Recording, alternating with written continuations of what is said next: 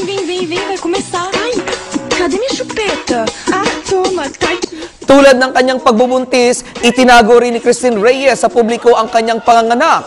Ito'y matapos na walang direktang sagot ang dating sexy star sa mga tanong sa kanya kung nanganak na nga ito matapos na itakbo sa ospital ilang araw bago ang kanyang ika-26 na karawan noong February 5. Ngunit sa kanilang Instagram account ng kanyang boyfriend na si Alika TV na siya ring ama ng bata, kapwa may pahiwatig ang magkarelasyon na totoo ang balitang naglabasan na nanganak na nga ang sexy star. Sa Instagram pa rin ng aktres, isang kaibigan nito ang nagpadala ng congratulatory message ng panganganak nito. Samantala, kagabi naman, nag-post pareho sina Christine at Ali ng picture na magkasama sila kung saan nilagyan ito ni Christine ng caption na "Dinner with my man."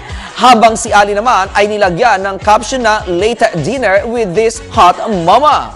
Makikita rin sa nasabing picture na maliit na ang tiyan ni Christine kung kaya't marami ang nagsasabing nanganak na nga talaga ito. Yan aking balita. Ako naman si attorney ang inyong kaliga sa mundo ng showbiz. Vem, vai começar. Ai, cadê minha chupeta? Ah,